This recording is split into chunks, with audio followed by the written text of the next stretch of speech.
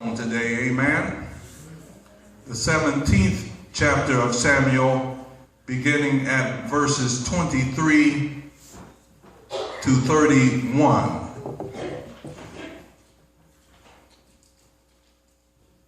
And then the 17th chapter, verses 38 through 40.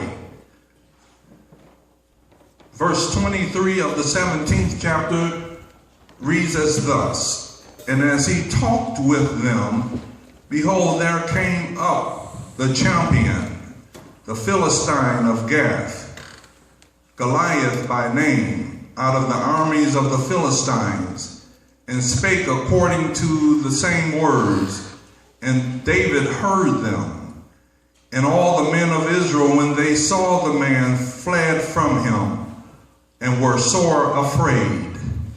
And the men of Israel said, Have ye seen this man that is come up? Surely to defy Israel is he come up. And it shall be that the man who killeth him, the king will enrich him with great riches, and will give him his daughter, and make his father's house free in Israel.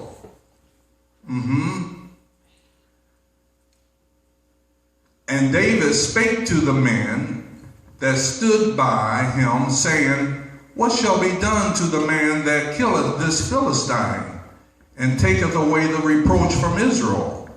For who is this uncircumcised Philistine, that he should defy the armies of the living God? And the people answered him after this manner, saying, So shall it be done to the man that killeth him. And Eliab, his eldest brother, heard when he spake unto the men. And Eliab's anger was kindled against David. And he said, Why camest thou down hither? And with whom hast thou left those few sheep in the wilderness?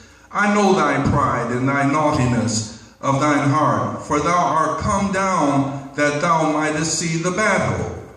And David said, What have I now done? Is there not a cause? And he turned from him toward another, and spake after the same manner. And the people answered him again after the former manner. And when the words were heard which David spake, they rehearsed them before Saul, and he sent for him. Now we're going to read our last text, and that is the 38th verse to verse 40 of 1 Samuel 17.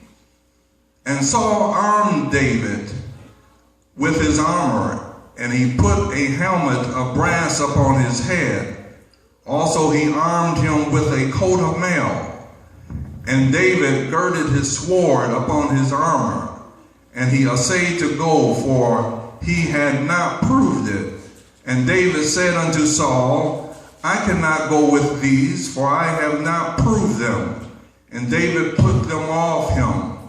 And he took his staff in his hand, and chose him 5 smooth stones out of the brook, and put them in a shepherd's bag, which he had, even in a scrip, and his sling was in his hand, and he drew near to the Philistine. May the Lord bless we the hearers of his word. Come on, say, don't let no one count you out. We have here the story of David, and the story centers around his being anointed as king of Israel after Saul, the king of Israel, rejected obeying God's command to kill out the Amalekites. And as a result of disobeying God, God rejected King Saul from being king over Israel. And so God spoke to the prophet Samuel and told him to go down into Jesse's hometown and to go there and to anoint one from the house of Jesse to be the next king. Jesse, not knowing, presented his eldest son Eliab. And Eliab came and walked before Samuel, and Samuel said, "This is not him." And then he presents his second child, his third child, and ultimately presented all but one. And the oil could not pour on none of the 7 sons, but when it came to that 8th son, David, he said, "Is there not another son in the house or in the family?" And when Jesse said yes, but he's out in the wilderness attending sheep. He's a shepherd boy. He's not a warrior like my sons, because I sent my son David down to the battle to take some cheese to the captain of the thousands that were at war, and I wanted to know how my sons that were of age were doing. So I sent my son David down there to give some cheese to the leader and to see how the welfare of my other sons were doing. So David apparently was not old enough to be a warrior.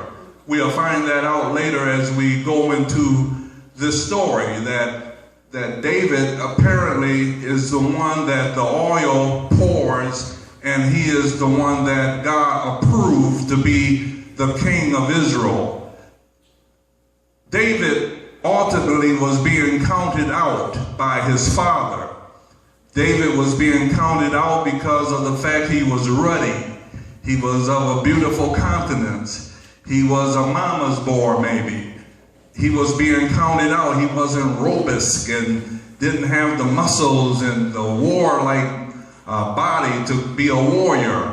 So that's the type of king they looked for when they wanted a king to represent a nation. They looked for a warrior. That's why Saul was chosen to be the king over Israel, because he was tall with his stature. And Saul, he himself did not want to be